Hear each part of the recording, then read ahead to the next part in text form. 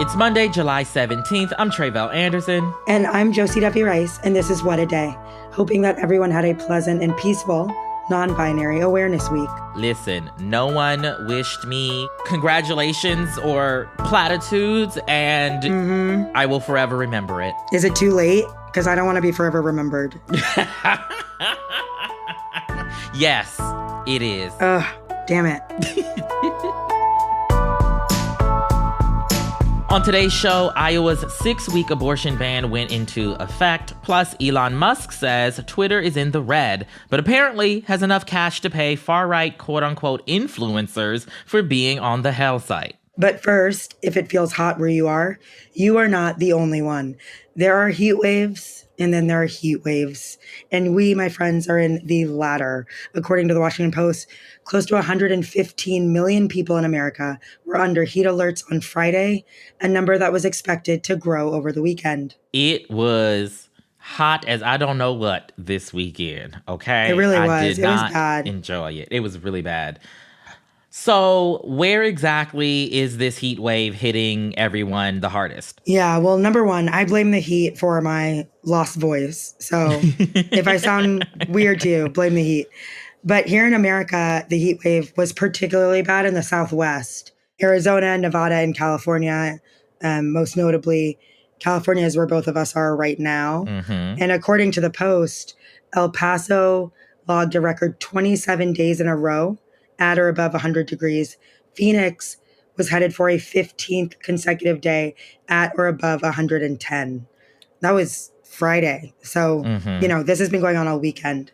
But on the West Coast as well, and on the South, things were not looking great either. Miami has recorded 33 days in a row with a heat index of at least 100 degrees.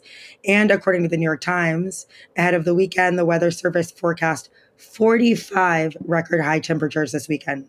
45. Wow. That's a lot for one weekend. And it's also not just here in America, right? In Italy, Greece, Portugal, Croatia, Serbia, and Spain, among others, the temperatures were rising to above 3 digits.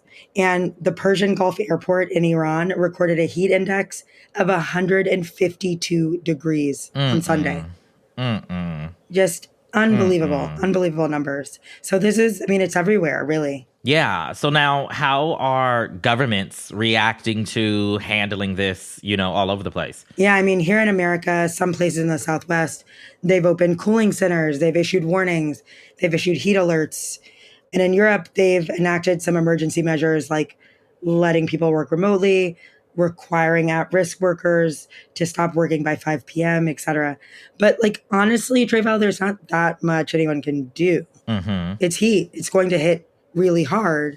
And if, for example, you're unhoused or you're in an area without proper infrastructure or you don't have the necessary care, a heat wave like this can be deadly, right? Yeah, and we see, I feel like every time we have a conversation about how it's getting hotter and hotter, we have the stories of folks, right, dying as a result of intense heat. Obviously, climate change is to blame here, but Are there any other reasons that this is a particularly bad summer? Yeah, so part of it is because of the onset of El Nino, which is a, quote, natural climate pattern in the tropical Pacific Ocean that brings warmer than average sea surface temperatures. And it has a major influence on weather across the globe. It affects billions of people. Depending on how old you are, you may remember a lot of talk about El Nino when we were younger. So El Nino is going to make things worse. But overall, this is what we're facing as a world because we have not taken the necessary measures to limit the impact of climate change. And so it's infuriating, it's scary, and it really means, like you said, that heat-related deaths are only going to get worse. 2023 is shaping up to be the hottest year on record, period. And already heat-related deaths are the leading cause of climate-related deaths. So we are headed to a world where more people die because we haven't done what we needed to do to prevent the increased warming of the planet. Yeah, so everyone out there, stay cool as much as you can, for sure. Yeah. Now on to some political news. Over the weekend, candidates in the 2024 presidential race had to file campaign finance reports with federal regulators, and as a result, we now have yet another barometer we can use to assess who are perhaps the most formidable candidates, at least based on how much money they've brought in this past quarter and therefore are able to spend on their campaigns.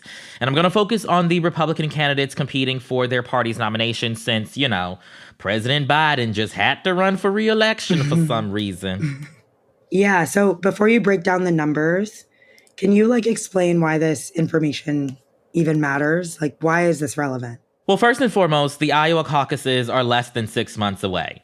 They happen right at the top of the year in January, so we're kind of in the thick of things already. I hate this, by the way. Yes. Our time to roll our eyes and ignore the impending shit show. It really has kind of passed.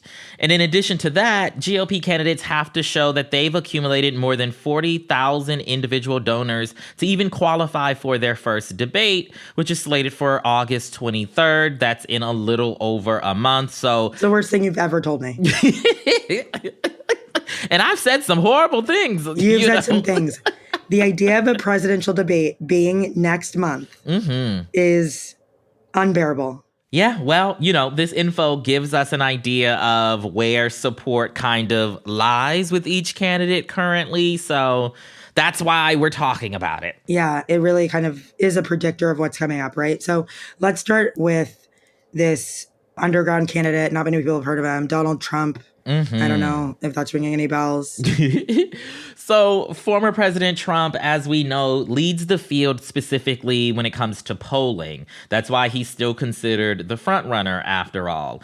He raised $17.7 million last quarter, but he reports having $22.5 million on hand.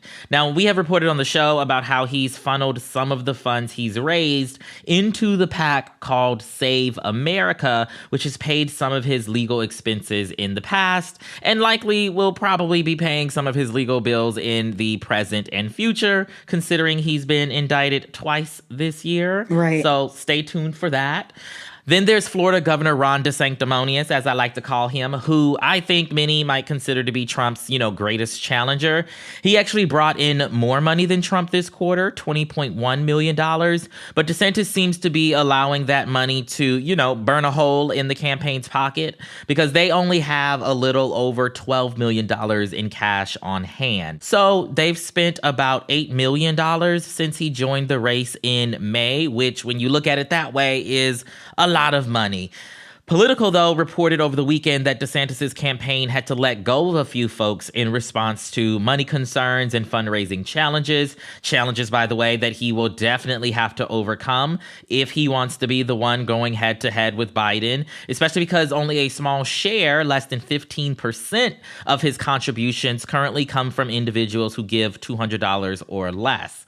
And we know that having robust, small dollar donations means something, in addition to being a sign of sorts of grassroots momentum behind a campaign. If you have a big network of supporters who contribute small amounts, you can go back to those same people repeatedly for donations before hitting the maximum $3,300 that an individual can legally donate in primary elections. Okay, so what about Tim Scott, another guy running for president who will not win, but, what kind of money is he taking? Yes, Tim Scott, the senator from South Carolina, he is actually in second place in terms of the amount of cash on hand for all of the candidates. He's at $21.1 million, having only spent about $6 million of it.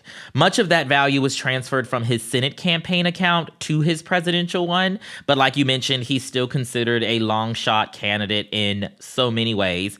And then coming in fourth and fifth in terms of cash on hand are biotech entrepreneur Vivek Ramaswamy and former South Carolina Governor Nikki Haley, respectively.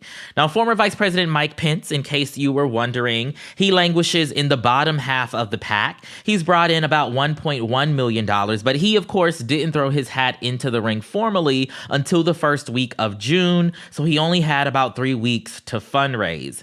But right now, he's even behind former New Jersey Governor Chris Christie at $1.65 million and North Dakota Governor Doug Doug Burgum, who is largely self-financing his campaign. I didn't even know Chris Christie was running for president. I'd forgotten that. So if you're behind Chris Christie, it's not good. It's not great. But Pence, of course, is confident that he will make the cut for the August debate. But we will just have to wait and see. In the meantime, that is the latest for now. We'll be back after some fundraising of our own after a few advertisements.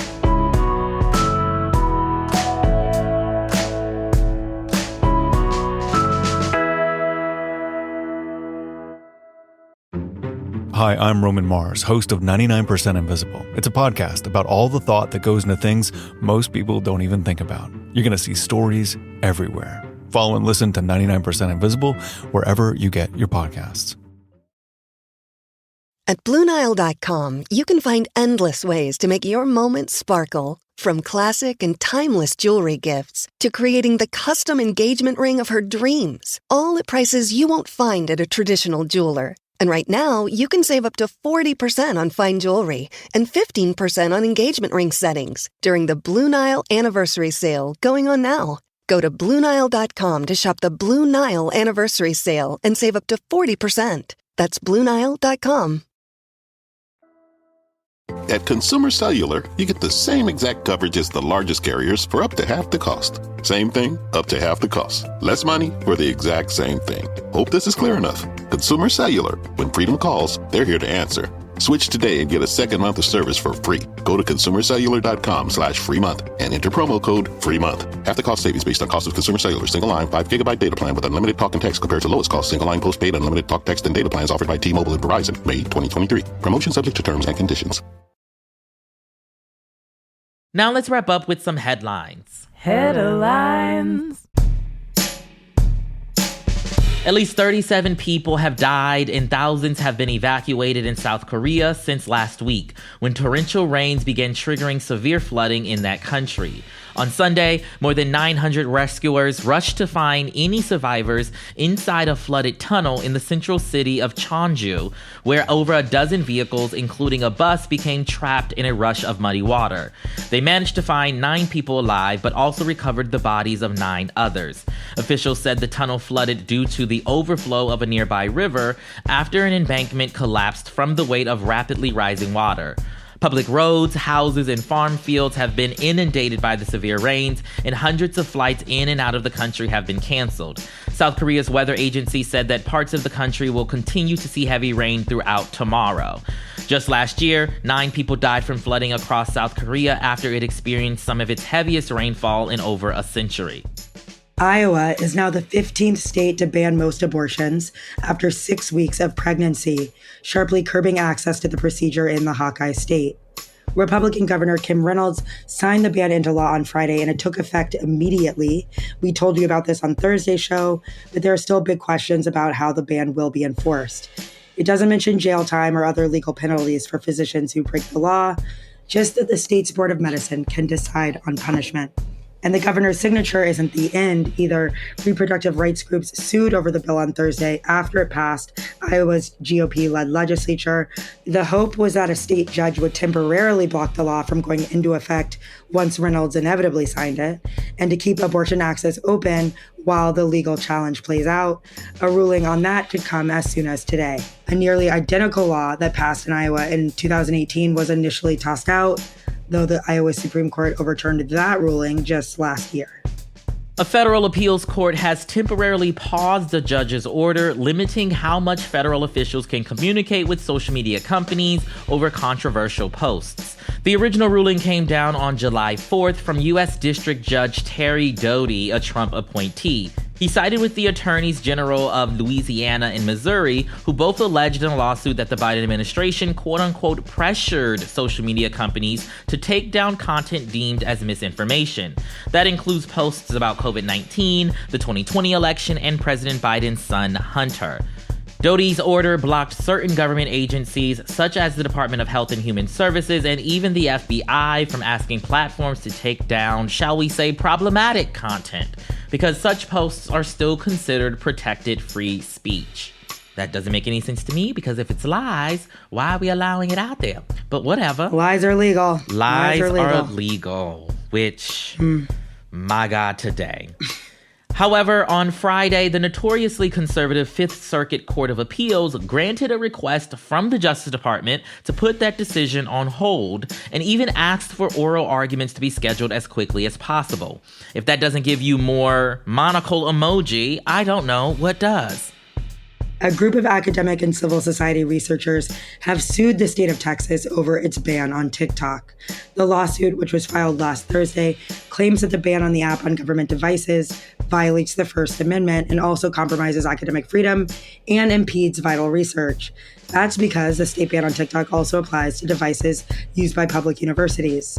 The lawsuit cites an example of a University of North Texas researcher who studies young people's use of social media.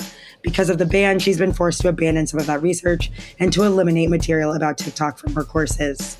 The fight against TikTok has been gathering steam on both sides of the aisle as U.S. officials have expressed concerns that ByteDance, TikTok's Chinese parent company, could spy on U.S. citizens through the app or hand over user data to the Chinese government. I am thrilled for the Chinese government to see my algorithm because it is frankly perfect and cannot be improved on in any way. And finally, Elon Musk, the chief twit himself, confirmed that his unusable hell site is, in fact, bleeding money. He tweeted on Saturday that Twitter lost nearly half of its ad revenue since he took over last November. The admission comes after Musk told BBC News in April that Twitter was, quote-unquote, roughly breaking even after several advertisers left the platform following his acquisition of the company.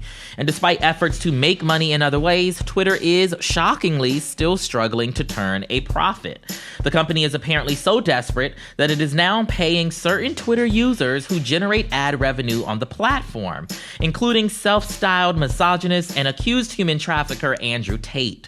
Twitter will calculate payouts based on how many replies a so-called creator gets on their posts, calling it, quote, part of our effort to help people earn a living directly on Twitter. This is not great, if I say so myself. Meanwhile, Musk is facing a lawsuit by former Twitter employees who say they weren't paid severance after they were laid off. That suit seeks at least $500 million in damages. So Twitter's not making money, and people are suing them for $500 million in damages. So you probably won't be making money for a long time. Yeah. Not great. Not great. This man overpaid for this platform. We all knew that. Mm-hmm. And here we are. And here we are. And you know what I will not be doing? Giving this man $1. Not a And those are the headlines. That is all for today. If you like the show, make sure you subscribe, leave a review, monetize your most affirming and supportive tweets, and tell your friends to listen. And if you are into reading and not just campaign finance disclosure reports, like me, What a Day is also a nightly newsletter. Check it out and subscribe at cricket.com/subscribe. I'm Josie Duffy Rice. I'm Tre'vell Anderson. And stay hydrated. Yeah, you don't want to sound like this, so do whatever I have to do to prevent it.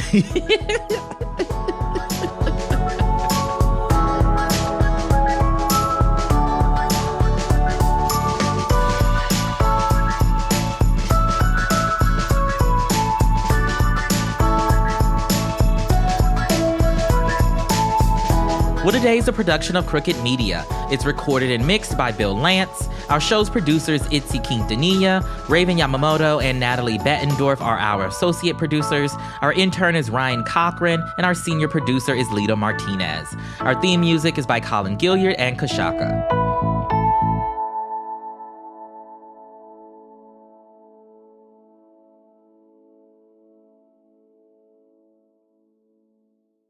Pandora makes it easy for you to find your favorite music. Discover new artists and genres by selecting any song or album, and we'll make you a personalized station for free. Download on the Apple App Store or Google Play and enjoy the soundtrack to your life. You can start your day off right when you find a professional on Angie to get your plumbing right first. Connect with skilled professionals to get all your home projects done well. Visit Angie.com. You can do this when you Angie that.